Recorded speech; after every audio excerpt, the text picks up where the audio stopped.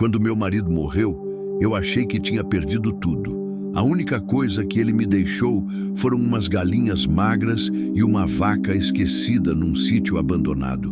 Meus filhos foram embora. A cidade dizia que eu devia vender tudo e ir embora também. Mas um dia, um homem apareceu no meu portão, olhou para aquela vaca e disse uma frase que mudou minha vida. A senhora não faz ideia do que tem aqui. Se você gosta dessas histórias reais e emocionantes, já se inscreve no canal para me dar uma força e comenta aí de qual cidade você está assistindo essa história. Enquanto muita gente herda dinheiro, casas e fazendas inteiras, eu herdei quase nada. Quando o Valdemar morreu, o que ficou para mim foi um sítio no fim de uma estrada de terra que a prefeitura prometeu asfaltar em 3 eleições seguidas e não asfaltou em nenhuma. 7 galinhas magras que botavam ovo dia sim, dia não, como se o luto tivesse pego elas também. E uma vaca escura, quieta, que ficava sempre afastada do cercado, olhando pro nada com aqueles olhos grandes e sem pressa. O vizinho seu Amâncio disse que ela não prestava. Disse que era osso com couro, que não dava leite que se aproveitasse, que eu podia trocar por uma carga de milho e ainda estaria fazendo mau negócio. Meu nome é Neide. Tenho 54 anos, 2 filhos que foram embora para a cidade e não voltaram nem quando o pai deles baixou no caixão. E uma casa de adobe com janela que incha na chuva e nunca fecha direito. O cerrado aqui do norte de Goiás não tem pena de quem fica. É seco quando quer, fundo quando chove e silencioso de um jeito que pesa no peito de quem está sozinha. Aprendi faz tempo a ficar quieta. Gente quieta não dá trabalho.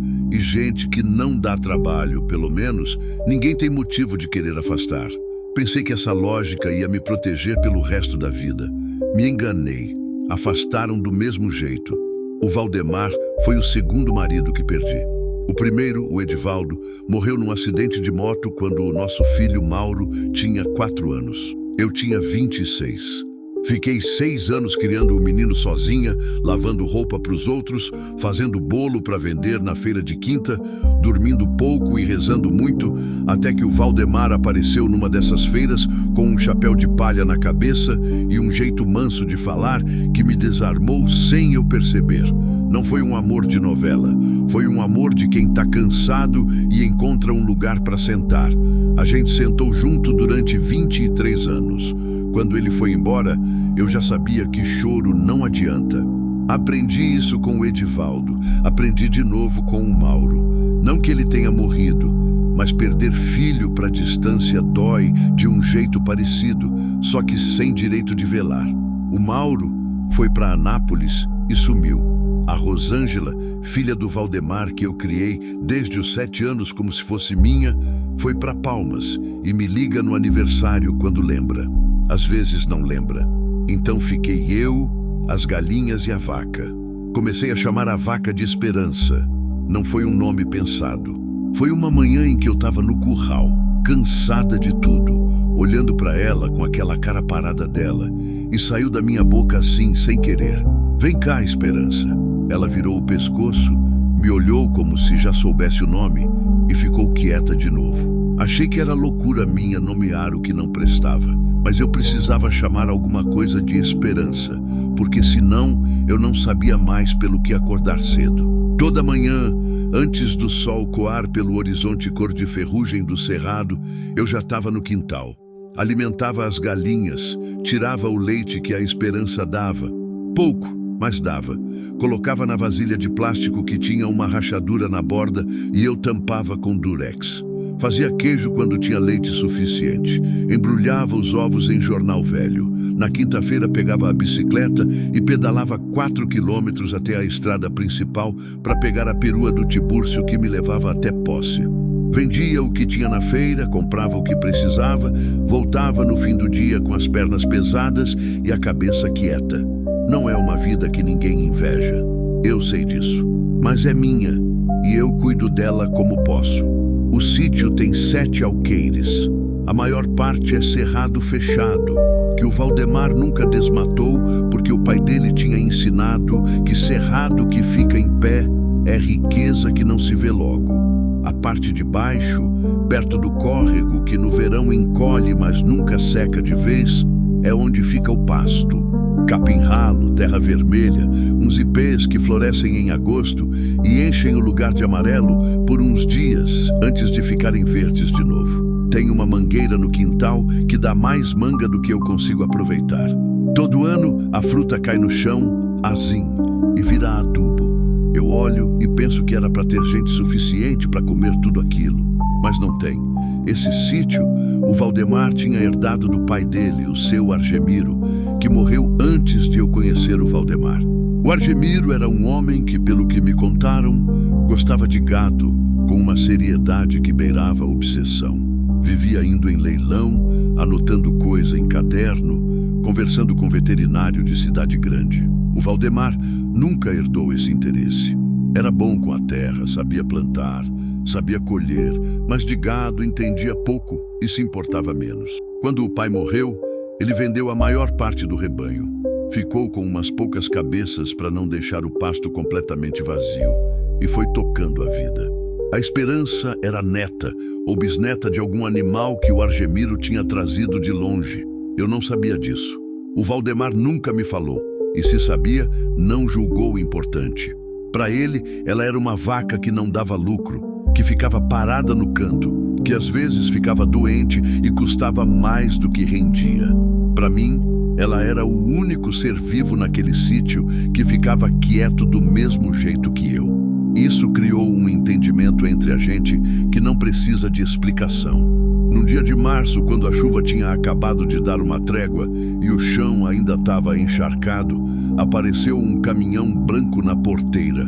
Eu estava no quintal, descascando mandioca em cima de um banco de madeira, quando ouvi o motor. Levantei, limpei a mão no avental e fui até a cerca. Era um homem de uns 40 anos, bem vestido para quem estava no meio do cerrado. Calça de tecido, camisa de botão, bota de couro limpa, que não tinha nenhum jeito de ser de alguém que trabalha com terra. Ele desceu do caminhão com um papel na mão e me olhou com aquela expressão de quem tem uma pergunta grande guardada.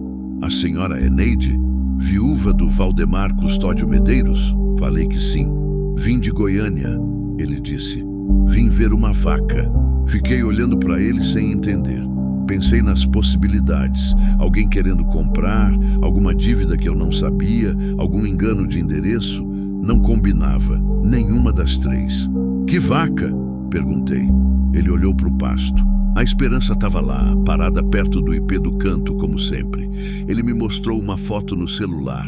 Era ela, ou alguém muito parecido com ela. Essa, ele disse. Não entendi nada, mas deixei ele entrar. O nome dele era Rodrigo Fonseca.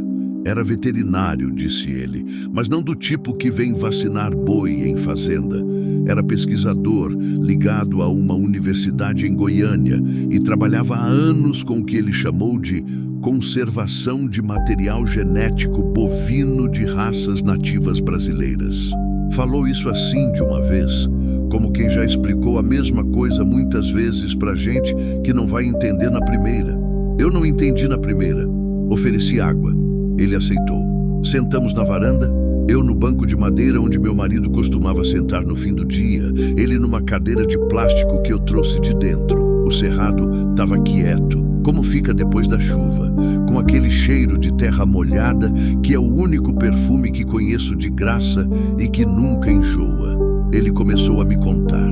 O sogro do Valdemar, o seu Argemiro, tinha sido um criador fora do comum. Não era rico, não tinha fazenda grande, mas tinha conhecimento.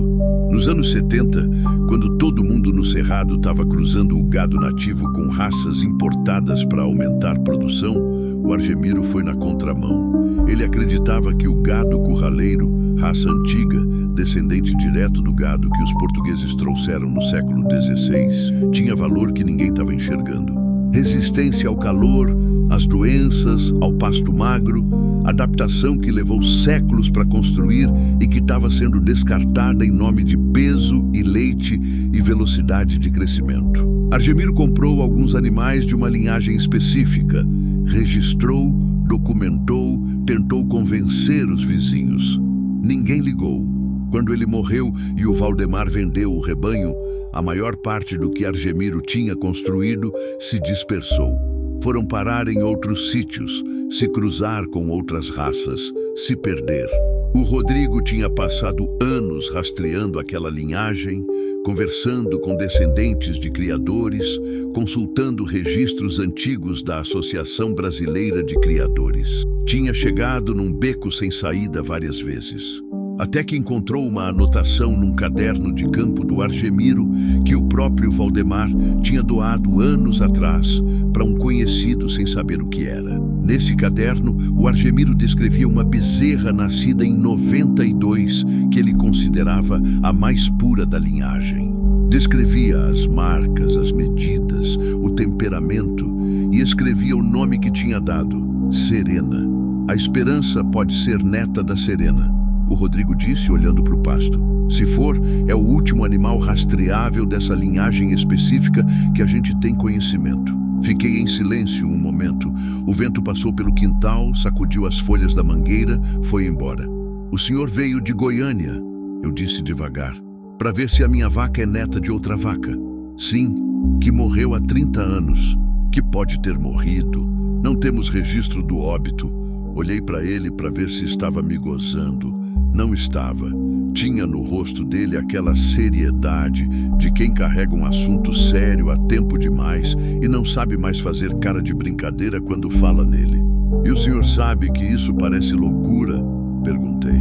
Sei, ele disse. Mas a senhora pode me deixar fazer um exame? Expliquei que não tinha dinheiro para pagar exame nenhum. Ele disse que o custo era por conta da universidade. Expliquei que não sabia se devia confiar nisso. Ele disse que entendia e tirou da pasta um documento com carimbo da universidade, nome dele, número de registro no Conselho de Medicina Veterinária e um telefone que eu podia ligar para confirmar. Disse que podia voltar outro dia se eu precisasse de tempo. Fiquei com o papel na mão depois que ele foi embora. Naquela noite não dormi direito. Não foi de ansiedade, não foi de esperança. Foi de estranheza. A vida aqui é muito igual. Dia que vem, dia que vai, sol que nasce do mesmo lado, galinha que pia no mesmo horário, silêncio que pesa do mesmo jeito. Quando aparece alguma coisa diferente, o corpo não sabe bem o que fazer com aquilo. Fica acordado tentando entender se é bom ou se é perigo. Na manhã seguinte, fui até o curral antes do sol. A Esperança me olhou como sempre. Parei na frente dela, coloquei a mão no focinho dela, que é morno e úmido como sempre, e fiquei pensando no que o homem tinha dito. Você sabe de alguma coisa que eu não sei? Perguntei para ela. Ela respirou fundo, soltou o ar devagar e ficou quieta. Mesma resposta de sempre. Mas eu precisava checar uma coisa antes de qualquer decisão. Precisava entrar num lugar da casa que eu tinha evitado desde que o Valdemar morreu. O quarto dele, que eu tinha fechado na semana do velório e não tinha aberto desde então. Não por superstição, por cansaço. Às vezes, a gente não abre uma porta porque sabe que o que vai encontrar do outro lado vai custar energia que não tem. Mas agora, tinha motivo. A chave estava no prego da cozinha, onde sempre ficou. Abri a porta devagar, como se o barulho fosse acordar alguém. O quarto cheirava aguardado, a coisa que fica parada, a ausência. A cama ainda estava com o lençol que eu troquei no dia em que ele foi para o hospital e de lá não voltou. Tinha uma escrivaninha velha que o Valdemar usava para guardar papel, um guarda-roupa de madeira pesada, e no canto, empilhadas, 3 caixas de papelão que eu nunca tinha mexido porque eram do pai dele. Eram do Argemiro. O Valdemar nunca jogou fora. Não era homem de jogar coisa fora. Dizia que papel guardado é testemunho, que um dia alguém ia querer saber de alguma coisa e ia agradecer. Eu nunca entendi esse apego. Hoje entendi. Puxei a primeira caixa. Tinha nota fiscal antiga, recibo de vacina, carta de banco, o tipo de coisa que acumula numa vida inteira de homem que trabalhava com terra. Na segunda caixa, tinha mais do mesmo, mais uns cadernos que eu abri folha por folha, reconheci reconhecendo a letra miúda e inclinada do argemiro que o Valdemar me descreveu uma vez como letra de homem que não queria que ninguém lesse fácil. Na terceira caixa, embaixo de tudo, tinha um envelope pardo, grosso, fechado com um elástico que tinha ressecado e quebrou quando toquei. Abri. Eram documentos, muitos. Registros de animais com número de série, certificados com o brasão de uma associação de criadores, fotos em preto e branco de vacas e bois com fichas descritivas embaixo. Tinha uma árvore genealógica desenhada à mão, com nomes de animais em cada ramificação, datas de nascimento, datas de cruzamento, observações nas margens com letra ainda menor que a do caderno. No centro da árvore, circulado 2 vezes com caneta azul, o nome Serena. E abaixo, numa linha que descia até o canto da folha, o nome de uma bezerra. Data de nascimento: março de 2004. O nome escrito ali era Estrela. Sentei no chão do quarto do meu marido morto, com aquele envelope no colo, e fiquei quieta por um tempo que não sei medir. Pela janela, ouvia o barulho das galinhas no quintal. Ouvia o vento no cerrado, ouvia o silêncio que sempre pesa, mas que naquela manhã pesava de um jeito diferente. Peguei o celular e liguei para o número que o Rodrigo tinha deixado. Ele atendeu no segundo toque. Eu encontrei os documentos, falei. Ele ficou quieto 1 segundo. Depois perguntou: tem o nome Estrela em algum deles? Olhei para o papel na minha mão. Tem, respondi. Ouvi ele soltar o ar do outro lado da linha, devagar, como quem carrega um peso há muito tempo e acaba de colocar no chão. Dona Neide, ele disse, eu preciso voltar aí o quanto antes. O Rodrigo voltou 3 dias depois, numa manhã de quarta-feira em que o sol tinha saído cedo e já esquentava o cerrado com aquela seriedade de março que não pede licença. Dessa vez, veio acompanhado. Trouxe uma moça jovem, assistente dele, que se chamava Fernanda e carregava uma bolsa grande de material. Trouxe também um aparelho que eu nunca tinha visto, do tamanho de uma caixa de sapato, com fios e agulhas e uma tela pequena. Explicou o que era, eu escutei, entendi a metade, o suficiente para saber que era para colher a amostra de sangue da Esperança e mandar para análise genética num laboratório em São Paulo. Perguntei se ia doer nela. Ele disse que ia ser rápido, que ela nem ia sentir. Fui com eles até o curral. Fiquei do lado da Esperança enquanto a Fernanda preparava o material, com a mão aberta no pescoço dela, que é quente e tem aquele cheiro de animal limpo que a chuva dá. Ela ficou quieta durante tudo. Não se moveu, não bufou, não tentou recuar. Deixou acontecer com aquela paciência dela que às vezes me envergonha, porque eu não tenho metade. Depois que terminaram, o Rodrigo ficou um bom tempo com os documentos que eu tinha encontrado. Sentou na mesa da cozinha, abriu cada papel com cuidado de quem está manuseando coisa antiga e frágil, fotografou tudo com o celular, comparou datas, seguiu as linhas da árvore genealógica com o dedo. A Fernanda anotava coisas num caderno. Eu fiz café e fiquei na beira da janela, olhando para o quintal, deixando eles trabalharem. Esses documentos são excepcionais, o Rodrigo disse a certa altura, sem levantar os olhos dos papéis. O seu sogro era um homem muito rigoroso.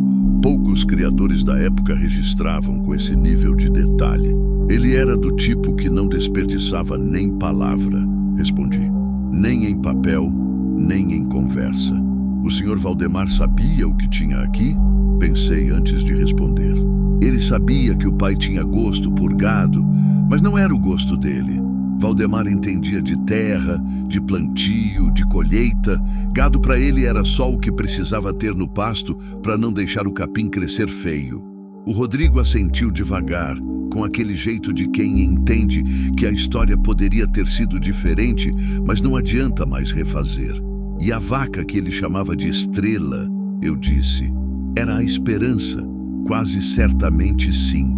O Valdemar deve ter mudado o nome. Ou simplesmente não sabia o nome que constava no registro. Fiquei pensando nisso. O Valdemar herdou uma vaca com nome, com história, com documentação. E não sabia de nada disso.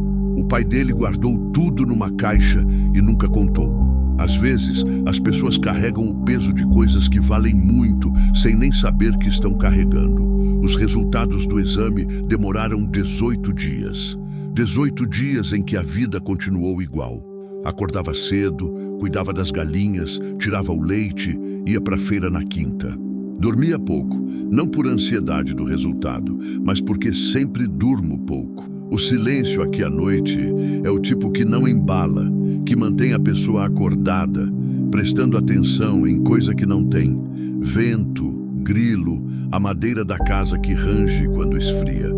Às vezes eu ficava pensando no Valdemar, não com saudade aguda, mas com aquela saudade cansada de quem já chorou o que tinha e agora só carrega o peso seco. No 18º dia, o Rodrigo ligou às 2 da tarde.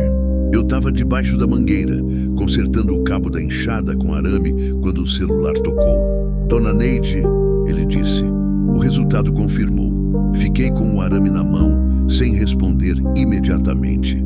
A esperança é filha da estrela, neta da serena. É o que esperávamos, mas melhor do que esperávamos. O perfil genético dela é extraordinariamente puro. Não tem cruzamento com raça exótica em pelo menos 4 gerações. Isso é raríssimo hoje em dia. Ele fez uma pausa. A senhora entende o que isso significa? Não completamente, admiti.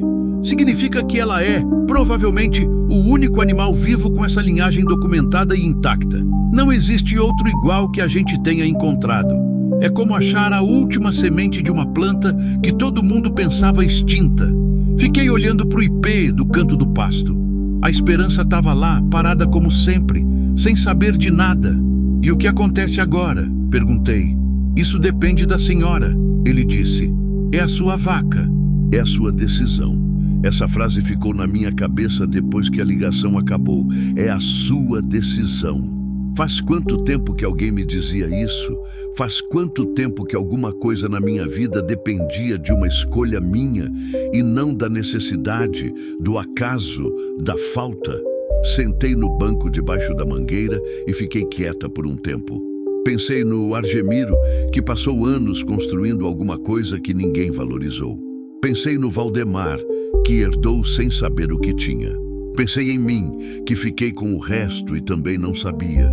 E pensei que talvez seja essa a natureza das coisas que realmente valem. Elas não gritam, elas ficam quietas no canto, como a esperança no pasto, esperando que alguém finalmente preste atenção. Quando o Rodrigo voltou na semana seguinte para conversar sobre as possibilidades, eu já tinha dormido sobre o assunto noites suficientes para saber o que queria. Ele trouxe uma proposta da universidade, uma parceria de conservação e pesquisa. A esperança ficaria aqui, no sítio, sob meus cuidados, mas dentro de um protocolo técnico que eles acompanhariam. Se ela reproduzisse, os bezerros seriam registrados, estudados e parte deles cedidos para o programa de preservação da raça. Em troca, a universidade bancaria melhorias na estrutura do sítio, acompanhamento veterinário e um valor mensal pelo que chamaram de Serviço de Guarda e Manejo do Patrimônio Genético. Escutei tudo. Pedi o contrato por escrito. Ele sorriu com um canto da boca. A senhora é cuidadosa, ele disse. Aprendi que papel vale mais que palavra, respondi. Mas antes de assinar qualquer coisa, eu precisava de alguém que entendesse de papel de um jeito que eu não entendia. Alguém que lesse aquele contrato e me dissesse o que estava escrito e o que estava escondido entre o que estava escrito. Precisava de um advogado. O Rodrigo me indicou um. Disse que era de confiança, que trabalhava com direito agrário, que já tinha lidado com situações parecidas envolvendo propriedade rural e patrimônio genético animal. Disse o nome, Dr. Cláudio Menezes, escritório em posse. Eu nunca tinha entrado num escritório de advogado na minha vida. Na quinta-feira seguinte, em vez de ir para a feira, fui até posse de roupas limpas passadas, com o envelope de documentos do Argemiro dentro de uma sacola de tecido que eu tinha forrado com papel de pão para proteger. Entrei no escritório que ficava numa rua calçada perto da praça, com uma placa pequena na porta e uma recepcionista que me ofereceu café antes mesmo de perguntar meu nome. Sentei na cadeira de frente para a mesa grande de madeira escura e esperei. O doutor Cláudio entrou, deu a mão, sentou. Era um homem de uns 60 anos, cabelo branco, óculos de grau, expressão de quem já ouviu história suficiente para não se surpreender fácil. Perguntou o que eu precisava. Comecei a contar. Ele me escutou do começo ao fim, sem me interromper uma vez. Quando eu terminei, ele ficou olhando para a mesa por um momento. Depois olhou para mim. Dona Neide, ele disse, antes de falarmos do contrato da universidade, eu preciso te perguntar uma coisa sobre a situação do sítio. Pode perguntar. O inventário do seu marido foi feito? Travei. Era uma palavra que eu tinha ouvido no cartório, logo depois do velório, e que eu tinha guardado no fundo da cabeça com as outras coisas que eu não tinha energia de resolver. Inventário. Parecia coisa de rico, de gente com herança de verdade. Eu pensei, o que eu tenho que inventariar? Umas galinhas e uma vaca que não presta? Não foi, admiti. Ele assentiu devagar, como se já soubesse a resposta antes de perguntar. Então precisamos conversar sobre isso também, ele disse. Porque dependendo de como está a situação do registro da terra, a senhora pode ter um problema que vai além da vaca. Senti alguma coisa apertar no peito. Não era medo exatamente. Era o reconhecimento de que a vida, quando decide te surpreender, raramente vem de um lado só. Que tipo de problema? Perguntei. Ele abriu a gaveta, tirou um bloco de papel e começou a anotar. O Dr. Cláudio tinha uma maneira de falar que eu não estava acostumada. Não era difícil, não era de cima para baixo, era pausado. Cada frase chegava no seu tempo, como se ele soubesse que informação demais de uma vez não entra, escorrega, some. Aprendi mais naquela hora e meia sentada na frente da mesa dele do que em 54 anos, ouvindo gente falar sobre terra, lei e direito. O problema era o seguinte: o sítio estava registrado em cartório no nome do Argemiro, pai do Valdemar. Quando o Argemiro morreu, o inventário foi feito de forma extrajudicial, simples, e o sítio passou para o nome do Valdemar num documento que o Dr. Cláudio chamou de formal de partilha. Até aí, tudo certo. O problema é que esse documento tinha uma irregularidade pequena, do tipo que ninguém percebe na hora e que dorme quieto por anos até que alguém mexa no processo. O Valdemar tinha um irmão. Eu sabia disso. O Nerinho, como todo mundo chamava, tinha ido embora para o Pará nos anos 80 e nunca mais voltou. O Valdemar falava nele raramente, sempre com aquele tom de quem fala de uma ferida que cicatrizou torto. Nunca soube ao certo o que tinha acontecido entre os dois, e o Valdemar nunca contou com detalhes. Disse uma vez que Nerinho era homem de querer sem trabalhar, e deixou nisso. O que eu não sabia é que o nome do Nerinho constava no documento de partilha do Argemiro. Não como herdeiro principal, mas como herdeiro com direito a uma fração do imóvel. Fração essa que ele tinha assinado, cedendo para o Valdemar mediante pagamento de uma quantia. O problema: a assinatura nesse documento de cessão tinha sido feita sem reconhecimento em cartório, o que na linguagem do Dr. Cláudio tornava o ato juridicamente frágil. Frágil significa o que na prática? Perguntei. Significa que se o Nerinho ou algum herdeiro dele quiser contestar a titularidade do sítio, tem base para entrar com ação, ele disse. Não significa que vai ganhar, mas significa que pode tentar. Fiquei olhando para ele. E agora que o Valdemar morreu sem inventário feito, a situação fica mais delicada. A senhora está morando numa terra que, do ponto de vista cartorial, ainda está em nome de um homem que faleceu há 2 anos. Eu moro aqui há 23 anos, disse. A voz saiu mais firme do que eu esperava. Eu sei, ele respondeu, sem desviar o olhar. E isso conta. Posse mansa e pacífica por mais de 5 anos é argumento jurídico sólido, mas precisa ser formalizado. Precisa de inventário, precisa de regularização. E quanto mais tempo a senhora esperar, mais difícil fica. Respirei fundo. Olhei pela janela do escritório para o calçamento da rua, onde uma criança passava empurrando uma bicicleta velha. Pensei em como é que a vida consegue ao mesmo tempo te dar uma coisa e te mostrar que o chão debaixo dessa coisa não é tão firme quanto parecia. O senhor disse que pode ser problema, falei. Tem alguém ameaçando? Não que eu saiba, ele disse. Mas dona Neide, o contrato com a universidade, quando for assinado e registrado, vai gerar visibilidade para o sítio, vai gerar valor. E valor atrai interesse de pessoas que não estavam prestando atenção antes. Entendi o que ele estava dizendo sem ele precisar completar. O Nerinho sumiu há 40 anos, mas sítio que não vale nada não atrai ninguém. Sítio que de repente entra em contrato com universidade, que tem vaca rara, que começa a receber técnico e melhorar a estrutura, esse sítio começa a aparecer no mapa de pessoas que preferiam ficar invisíveis. O que precisa ser feito? Perguntei. Ele virou o bloco de papel na minha direção. Tinha uma lista, não era curta. Inventário extrajudicial do Valdemar. Levantamento completo dos bens. O sítio, os animais, os instrumentos. Regularização do registro no cartório de imóveis. Localização, se possível, do Nerinho ou de herdeiros dele para formalizar de vez a cessão de direitos que nunca foi feita direito. E, paralelo a tudo isso, análise do contrato da universidade para garantir que os direitos sobre a esperança e sobre a linhagem genética ficassem claramente estabelecidos como meus. Quanto tempo isso leva? Perguntei. Depende de complicações. Se o Nerinho for localizado e cooperar, uns 4 meses. Se não for localizado, ou se houver resistência, pode ser mais. E quanto custa? Ele me disse um número. Não era absurdo, mas era mais do que eu tinha. Fiquei em silêncio, olhando para a lista. Pensei nos 4 quilômetros de bicicleta até a estrada, nos ovos embrulhados em jornal, no durex na vasilha de leite, em 2 décadas de vida construída com o que sobrava depois que as contas eram pagas. Tem como parcelar? Perguntei. Tem, ele disse sem hesitar, sem me olhar com pena. Só respondeu, anotou e virou a página. Isso eu gostei nele. Voltei para o sítio naquele fim de tarde, com a sacola de documentos no guidão da bicicleta e a cabeça cheia de palavras novas que eu repetia baixinho para não esquecer.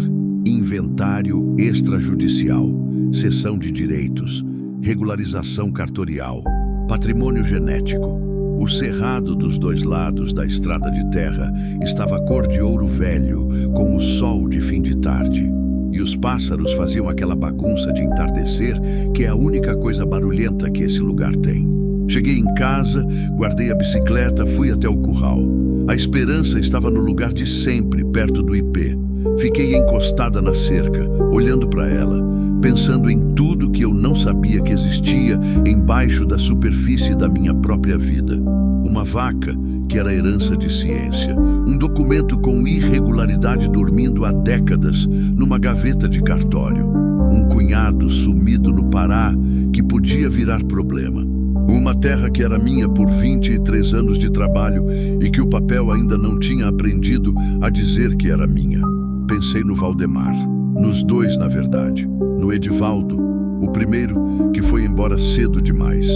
No Valdemar, que ficou e foi embora na hora errada. Pensei nos meus filhos Mauro e Rosângela, que foram para a cidade e deixaram o silêncio para mim como se silêncio fosse herança suficiente. Pensei na minha mãe, que morreu sem ver eu ser feliz de um jeito que ela reconhecesse como felicidade. Tem dias que a lista de perdas pesa mais que a lista de coisas que ainda estão em pé. Mas eu ainda estava em pé. Sempre estive. Na semana que veio, o Dr. Cláudio começou a mover os papéis. Eu assinei o que precisava ser assinado. Trouxe o que precisava ser trazido. Respondi o que precisava ser respondido. Era um trabalho lento, burocrático, do tipo que a maioria das pessoas detesta porque não tem nenhuma narrativa bonita, é só espera e carimbo e cartório e fila. Mas eu não sou do tipo que detesta espera. A vida inteira me preparou para isso.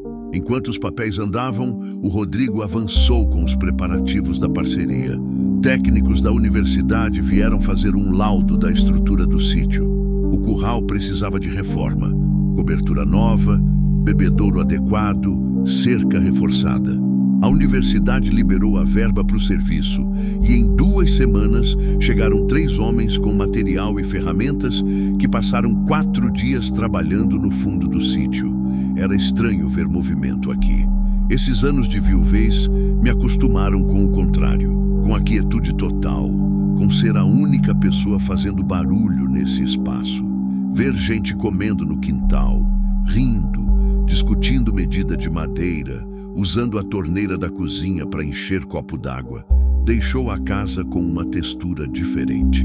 Não desconfortável, só diferente, como quando a chuva volta depois de uma seca longa e o cheiro da terra úmida parece coisa estranha por um dia antes de parecer familiar. No fim da 2ª semana de obra, a Fernanda chegou com o Rodrigo e me trouxe uma novidade que eu não esperava. A esperança estava prenhe, não era novidade absoluta.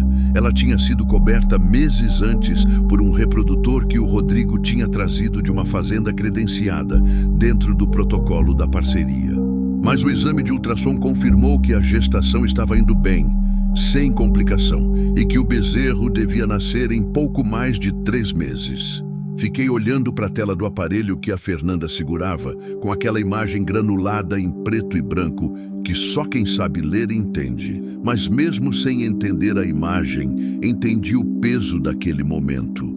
A linhagem que o Argemiro tinha passado a vida preservando e que quase desapareceu pela indiferença do tempo, ia continuar. Ia continuar aqui, nesse sítio, debaixo desse cerrado. Por minha conta, foi nessa mesma semana que o Dr. Cláudio me ligou com uma informação sobre o Nerinho. O investigador que ele tinha contratado localizou o paradeiro do cunhado sumido. Não estava no Pará mais, estava em Imperatriz, no Maranhão, vivo, com 72 anos e 2 filhos adultos. E agora? Perguntei. Vamos entrar em contato, ele disse. Pedir que ele formalize a cessão de direitos de forma correta, com reconhecimento de firma, registro em cartório, tudo que deveria ter sido feito na época. E se ele não quiser? O Dr. Cláudio ficou 1 segundo em silêncio. Dona Neide, eu preciso te contar uma coisa que encontrei durante o levantamento dos documentos do inventário. Segurei o telefone mais firme, sem saber por quê. Encontrei uma correspondência antiga, uma carta que o Argemiro escreveu pouco antes de morrer, endereçada ao Valdemar, que nunca foi aberta. Fechei os olhos por 1 segundo. E o senhor abriu? Tinha autorização sua para o levantamento completo dos documentos. Ele disse com cuidado. Mas preferi te contar antes de te dizer o conteúdo. A senhora quer saber o que está escrito? O vento passou pelo quintal. A mangueira balançou. Uma das galinhas piou lá no fundo, aquele pio curto de ave que encontrou alguma coisa no chão. Quero, respondi. O Dr. Cláudio leu a carta pelo telefone devagar, com aquela voz pausada dele que parecia feita para carregar peso sem derrubar. A carta tinha 3 páginas. O Argemiro escreveu pouco antes de morrer, quando já sabia que não ia ter muito mais tempo e que o coração estava cedendo do jeito que coração velho cede, sem aviso dramático, só cansando. A letra era a mesma do caderno de campo, miúda e inclinada, mas o Dr. Cláudio disse que em alguns trechos a mão tinha tremido e que dava para ver na pressão da caneta no papel. Argemiro começava pedindo perdão. Não era pedido de perdão genérico, de homem que sente que fez coisa errada, mas não quer nomear. Era específico. Dizia que tinha errado com o Nerinho, que o Nerinho não era só o homem que foi embora, era o filho que ele tinha empurrado para longe com exigência de mais e afeto de menos, que o dinheiro que pagou pela cessão dos direitos do sítio era pouco, ele sabia, e que tinha feito assim não porque não tinha mais, mas porque estava com raiva, e raiva é um péssimo contador. Dizia que pedia para o Valdemar, quando pudesse, encontrar o irmão e acertar as contas de um jeito justo. Não de advogado, não de cartório, de homem para homem, de irmão para irmão. Valdemar nunca abriu a carta, não por má vontade, provavelmente porque o envelope ficou enterrado nas caixas de papelão, junto com nota fiscal e recibo de vacina. E ele nunca teve motivo de fuçar. A segunda parte da carta era sobre o gado. Argemiro explicava a linhagem com detalhes que o Rodrigo depois me disse que eram de uma precisão impressionante para um homem sem formação científica.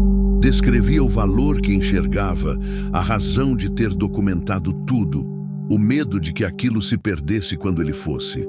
Dizia que o gado curraleiro era a memória viva de um Brasil, que a modernidade estava engolindo sem cerimônia e que preservar aquela linhagem era um dever que ele não tinha conseguido passar adiante porque ninguém na família tinha querido escutar. E no final, numa letra que o Dr. Cláudio disse que era diferente das anteriores, mais larga, como se tivesse sido escrita num momento de mais calma ou de mais coragem, o Argemiro dizia uma coisa que eu precisei pedir para o doutor Cláudio repetir 2 vezes. Dizia que o sítio, a terra, o gado e tudo que estivesse documentado dentro daquelas caixas pertencia a quem ficasse, não a quem tivesse o nome no papel, a quem ficasse, porque terra é de quem trabalha e herança de verdade não é o que o cartório escreve, é o que a pessoa carrega. Fiquei quieta depois que o Dr. Cláudio terminou de ler. O sol tinha virado no quintal e a sombra da mangueira tinha se espalhado pelo chão de terra batida até perto dos meus pés. "Dona Neide", ele disse, "a senhora está bem?" "Estou", respondi. Não era mentira, era uma versão incompleta da verdade, que é o máximo que consigo oferecer em certas horas. "Essa carta não tem validade testamentária", ele disse com cuidado.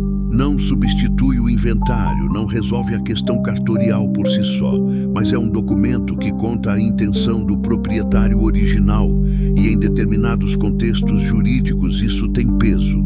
"Eu entendi", disse. "O que me preocupa agora não é o papel." "O que é então?" Pensei como responder. "O Nerinho, ele leu essa carta?" "Não, ninguém leu até agora, além de mim." "Ele sabe que o pai pediu perdão?" Silêncio do outro lado. "Não", o Dr. Cláudio disse. "Não sabe. Fiquei pensando nisso a noite inteira. Fiquei pensando num homem de 72 anos em Imperatriz, que foi embora do Cerrado com 40 e poucos e passou a vida toda carregando o peso de um pai que não soube dar o que devia, que vendeu a parte do sítio por um valor injusto e foi embora sem saber que o pai, no fim, sabia que tinha errado. Não era meu problema resolver. O Dr. Cláudio tinha deixado isso claro. Juridicamente, o que precisava era da assinatura do Nerinho num documento de ratificação da seção de direitos, com firma reconhecida. Isso era tudo. O resto era assunto de família, e eu não era família do Nerinho. Mas eu era a pessoa que estava com a carta. Na manhã seguinte, acordei antes do sol, como sempre. Fiz o que sempre faço: galinha, leite, fogo no fogão, café. Sentei na varanda com a caneca nas mãos e fiquei olhando para o cerrado que vai clareando devagar. Aquela transição de roxo para laranja que acontece tão lentamente que você não consegue pegar o momento exato em que a noite vira dia. Decidi 2 coisas antes do sol terminar de subir. A primeira, eu queria que alguém lesse a carta para o Nerinho. Não mandasse cópia, não resumisse, lesse. Do jeito que o Dr. Cláudio tinha lido para mim, com calma, sem cortar. A segunda, ia ligar para o Mauro. O Mauro era meu filho, o filho do Edivaldo, meu primeiro marido. Tinha 32 anos, morava em Anápolis, trabalhava numa transportadora, era pai de uma menina de 4 anos que eu tinha visto pessoalmente uma única vez e nas fotos do celular umas poucas. A gente não brigou com palavras, brigou com silêncio, que é pior porque não tem como desfazer numa única conversa. Ele não tinha vindo ao velório do Valdemar. Tinha mandado mensagem no dia depois. "Soube agora, mãe. Não deu para vir. Desculpa." Eu tinha respondido: "Tudo bem." Não era tudo bem, mas era o que eu sabia dizer. Liguei naquela manhã antes das 7, quando sei que ele ainda está em casa antes do trabalho. Ele atendeu no 3º toque, com a voz de quem não esperava. "Mãe, sou eu", disse. "Não é emergência." Mas preciso te contar uma coisa. Contei tudo, não resumido, não poupando detalhe. Contei a esperança, o Rodrigo, os documentos, o Dr. Cláudio, o inventário, o Nerinho, a carta. Contei com a mesma voz quieta que uso para tudo, mas contei inteiro. Ele ficou em silêncio por um tempo depois que eu terminei. Por que você está me contando isso agora? Ele perguntou.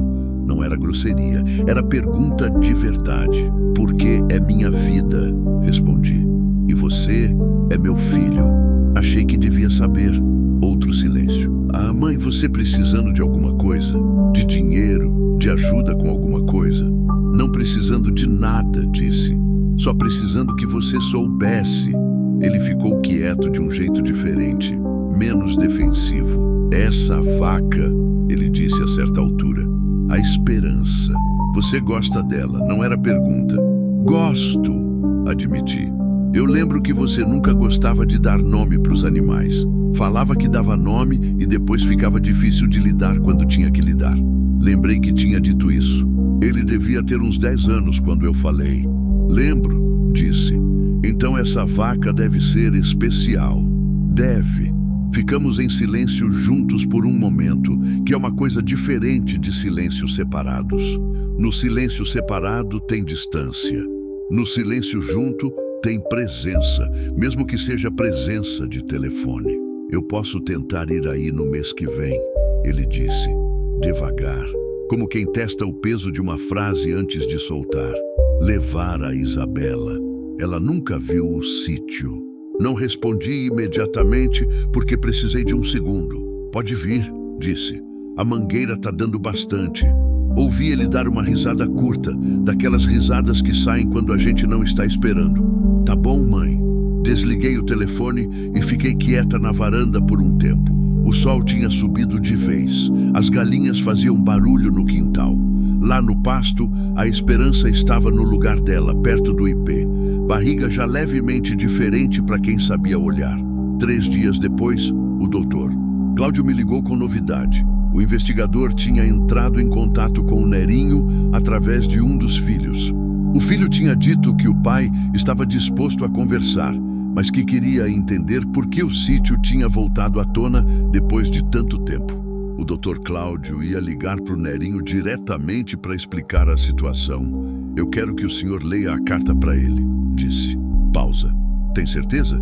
Tenho. Dona Neide, isso pode complicar a negociação. Pode despertar sentimentos que tornem o processo mais longo, mais emocional. Ou pode fazer com que um homem de 72 anos saiba que o pai pediu perdão antes de morrer. Respondi. Isso não tem preço de cartório. O Dr. Cláudio ficou em silêncio por um momento. A senhora é uma pessoa incomum, ele disse. Não sou. Só sei que informação que alivia é informação que deve ser dada. Ele leu a carta para o Nerinho no dia seguinte. Eu não estava na ligação. Não era meu lugar. Mas o doutor Cláudio me ligou depois e eu percebi na voz dele que alguma coisa tinha mudado. Como foi? Perguntei. O senhor Nerinho ficou em silêncio por um longo tempo depois que eu terminei de ler, ele disse. E então me perguntou, quem é essa mulher que mandou você ler isso para mim? Esperei. Eu disse que a senhora era a viúva do Valdemar, que estava cuidando do sítio do pai dele há mais de 20 anos. Ele ficou em silêncio de novo. E então disse que ia vir pessoalmente assinar o que precisasse ser assinado. Fechei os olhos. Disse mais alguma coisa? Perguntei. O Dr. Cláudio demorou um segundo antes de responder. Disse que queria ver o sítio do pai uma vez antes de morrer. O Nerinho chegou numa sexta-feira de abril. Eu tinha acordado mais cedo que o normal, sem motivo claro, daquele jeito que o corpo às vezes sabe de coisa que a cabeça ainda não processou. Fiz café, varri o quintal, troquei o avental. Não porque queria impressionar, mas porque minha mãe me ensinou que receber pessoa em casa, com casa desarrumada, é jeito de dizer que aquela pessoa não vale o esforço. E eu não queria dizer isso para ninguém, nem para um desconhecido. O carro parou na porteira às 10 da manhã. Era um Gol branco amassado na lateral, dirigido por um rapaz de uns 30 anos que desceu primeiro e abriu a porta de trás com aquele cuidado de filho que aprendeu que pai velho precisa de tempo. O Nerinho desceu devagar. Era um homem magro, curvado levemente para frente, como quem passou a vida carregando peso nas costas. E o peso acabou, mas a postura ficou. Cabelo branco, pele castigada de sol, olhos que eu reconheci imediatamente. Eram iguais aos do Valdemar. A mesma cor escura, o mesmo jeito de olhar o lugar antes de olhar a pessoa. Ficou parado na porteira por um momento, olhando para o sítio. Não para casa, para o cerrado ao fundo, para os ipês, para o pasto. Como quem chega num lugar que conheceu de muito longe por muito tempo e agora precisa confirmar que é real. Fui até ele. Seu Nerinho, disse. Ele me olhou. Tinha no rosto dele uma expressão que não era alegria nem tristeza. Eram as duas coisas ao mesmo tempo, do jeito que só o tempo faz com a face das pessoas. Dona Neide, respondeu. A voz era rouca, mais funda do que eu esperava. Obrigado por me deixar vir. O senhor não precisava de licença, disse. É sítio do seu pai. Ele olhou para o chão por um segundo. Era, ele disse. Ofereci café, ele aceitou. O filho, que se chamava Wendell, ficou no carro com o celular, como os jovens ficam, e eu não me opus. Era conversa de adulto velho, e adulto velho entende melhor sem plateia. Sentamos na varanda. O cerrado estava quieto, daquele quieto de manhã que ainda não aqueceu o suficiente para fazer barulho. Ele tomou o café com as duas mãos na caneca, igual ao Valdemar tomava, e eu percebi que esse detalhe pequeno, esse gesto idêntico entre dois irmãos que não se viam há décadas, doeu num lugar que eu não esperava. O senhor conheceu esse sítio como? Perguntei, só para começar pelo começo. Nasci aqui, ele disse. Fui embora com 43 anos. 43 anos que eu tenho de lá para cá. Olhou para o pasto. Fica estranhando como uma coisa que você abandonou ainda parece sua quando você vê de novo. Talvez porque seja, disse. Ele me olhou de lado. A carta, ele disse. O advogado leu para mim e eu fiquei 3 dias sem dormir direito. Parou. Tomou um gole de café. Meu pai nunca foi homem de pedir perdão em vida. Falar que errou então, nem a pau. A carta foi a primeira e única vez. Às vezes a gente precisa saber que o fim está chegando para ter coragem do que não teve antes, disse. Ele assentiu devagar. Eu fui embora com raiva, ele disse. Fui embora achando que ele nunca ia reconhecer nada, que eu ia esperar o resto da vida e não ia vir nada. Então parei de esperar. Olhou para as mãos. Com o Valdemar também tinha mágoa.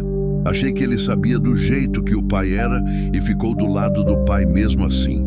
O Valdemar não era homem de tomar partido, disse. Era homem de ficar quieto. Às vezes quieto parece concordar quando na verdade é só não saber como entrar no meio. Nerinho ficou pensativo. Você conheceu bem meu irmão. 23 anos dá para conhecer bastante. Ele foi bom para você? A pergunta veio direta, sem rodeio, e eu respeitei isso. Foi, respondi. Não foi perfeito, mas foi bom do jeito que conseguia ser. E isso, com o tempo, aprendi que é o máximo que se pode pedir de qualquer pessoa. Ficamos em silêncio por um momento. O vento passou pelo quintal. As folhas da mangueira responderam. Eu quero assinar o que precisar ser assinado, ele disse. Vim por isso e vim de coração limpo. Esse sítio é seu. Você ficou, você trabalhou, você cuidou. A carta do meu pai foi clara e eu concordo com ela. Fez uma pausa. Mas eu quero uma coisa em troca, se a senhora permitir. Pode falar. Quero ver o pasto. Quero andar um pouco pela terra antes de ir embora. A voz ficou mais baixa. Quero me despedir direito dessa vez. Levantei. Vamos, disse. Andamos devagar pelo sítio, eu e o Nerinho, que era viúvo do pai do meu marido morto, um desconhecido com olhos familiares. Ele foi me contando coisas enquanto andava, onde o pai construiu o primeiro curral que foi derrubado e reconstruído 2 vezes, onde a mãe deles plantava horta, num canteiro que agora era só terra. A árvore onde ele e o Valdemar tinham uma casinha que o pai fez com madeira de demolição e que durou até uma tempestade de 91. Eu escutei tudo. Não interrompi. Deixei ele devolver o sítio para dentro dele do jeito que precisava. Quando chegamos perto do ipê do canto do pasto, a Esperança estava lá, parada como sempre, com a barriga já grande, os olhos tranquilos. O Nerinho parou quando viu ela. Ficou olhando por um tempo longo. "Essa é a vaca?" ele perguntou. "É ela." Ele se aproximou devagar, com aquele jeito de quem cresceu perto de animal e nunca esquece como se faz. Esticou a mão aberta. A Esperança virou o focinho, cheirou, ficou quieta. Deixou ele colocar a mão no pescoço dela. "Meu pai ficaria feliz", ele disse com a voz diferente. Não respondi. Não precisava. O Dr. Cláudio chegou mais tarde naquela manhã com os documentos. A assinatura foi feita na mesa da minha cozinha, com café e um pedaço de bolo de fubá que eu tinha feito de madrugada, sem saber bem porquê. O Wendel saiu do carro para ser testemunha, sentou, assinou onde precisava, voltou para o celular. Nerinho assinou com a mão firme, sem hesitar, sem ler de novo, como homem que já decidiu antes de chegar e não precisa reconsiderar. Quando o Dr. Cláudio guardou os papéis na pasta, Nerinho me olhou. "Tá feito", ele disse. "Tá feito", concordei. Ele foi embora depois do almoço. Na hora de ir, parou na porteira, olhou para o sítio uma última vez e tirou o chapéu. Não para mim, para o lugar. Era uma despedida de homem que cresceu numa época em que gesto valia mais que palavra. E eu reconheci isso porque cresci na mesma época. Fiquei na porteira até o Gol branco sumir na curva da estrada de terra. Depois voltei para dentro. O Mauro chegou 3 semanas depois, numa quinta-feira, de carro alugado, com a Isabela no banco de trás. Eu estava no quintal quando ouvi o carro. Fui até a cerca e quando vi meu filho descer com aquela postura que é a postura do Edivaldo, o mesmo jeito de fechar a porta com o cotovelo, o mesmo passo largo, alguma coisa no peito fechou e abriu ao mesmo tempo, que é o que saudade faz quando finalmente vira presença. A Isabela desceu depois, 4 anos, cabelo preso, um coelho de pelúcia debaixo do braço. Ficou olhando para o sítio com aquela cara de criança que está processando um mundo que ainda é grande demais. "Mãe", o Mauro disse. "Mauro", respondi. Nos abraçamos do jeito que nós dois sabemos fazer, sem muito movimento, sem muito barulho, mas firme. O tipo de abraço que não compensa o tempo, mas reconhece que o tempo passou e que estamos aqui mesmo assim. "Você está bem?", ele disse. Não era pergunta. "Estou", disse. "Melhor que há um tempo." A Isabela puxou minha mão sem cerimônia. "Onde está a vaca?", perguntou. O Mauro deu uma risada envergonhada. "Isabela, cumprimento primeiro." "Tá tudo bem", eu disse para ele. E para ela, "Vem que eu te levo." Fomos os 3 até o pasto. Eu e meu filho e minha neta, que eu mal conhecia, andando pelo mesmo chão vermelho que eu piso faz mais de 20 anos. A Isabela ia pulando as pedras do caminho com aquela energia de 4 anos que não sabe que o chão pode ser só chão e não precisa ser obstáculo. A Esperança estava no lugar dela, mas dessa vez não estava sozinha. 3 dias antes, ela tinha parido. Uma bezerra escura, pernas ainda inseguras, que ficava perto da mãe com aquela teimosia de recém-nascido que ainda não aprendeu que o mundo é grande.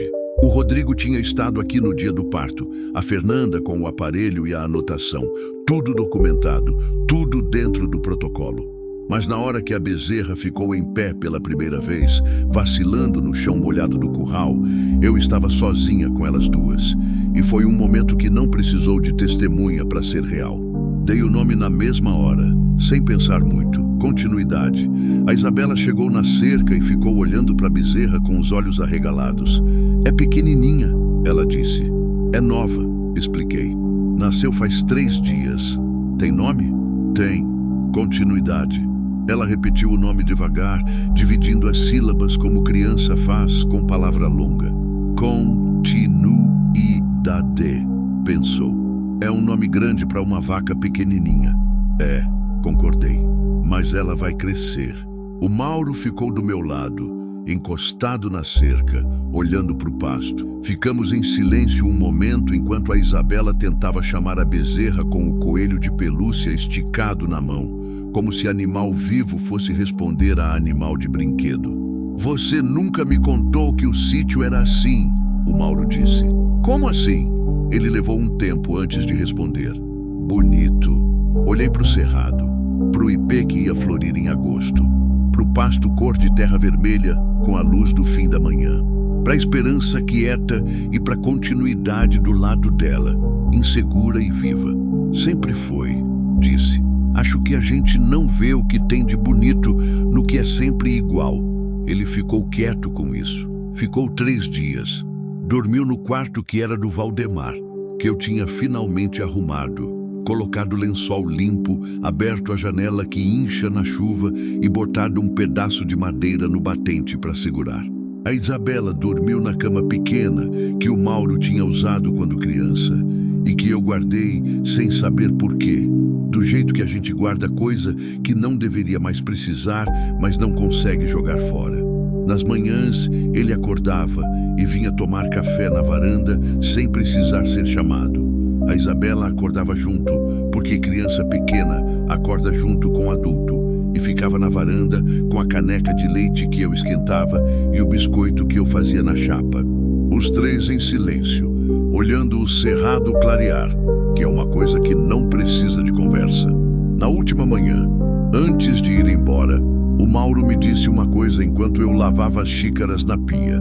Eu me arrependo de não ter vindo no velório do Valdemar, mãe. Continuei lavando.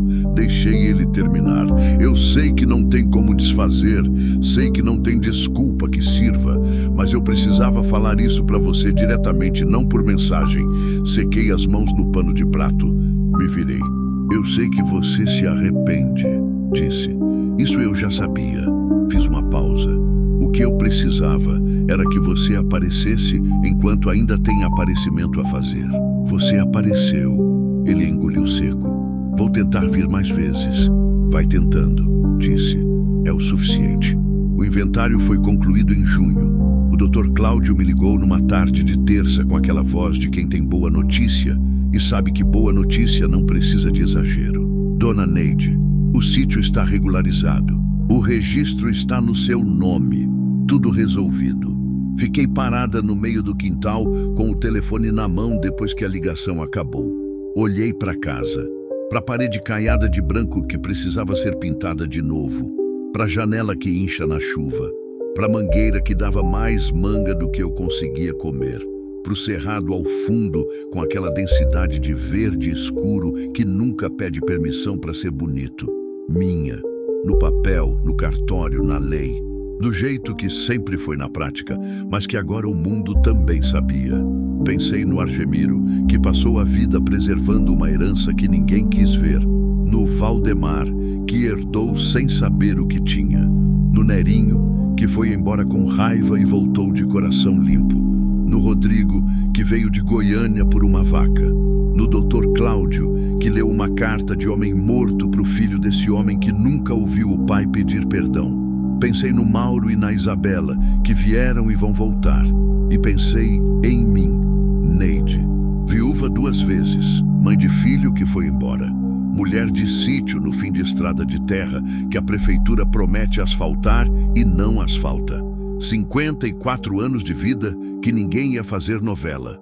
Não tem glamour, não tem virada de sorte de mentira, mas tem terra. Tem gado, tem linhagem que não morreu, tem um filho que está tentando, tem uma neta que chama Bezerra de nome comprido sem achar errado, tem um cerrado que floresce em agosto mesmo sem precisar de plateia.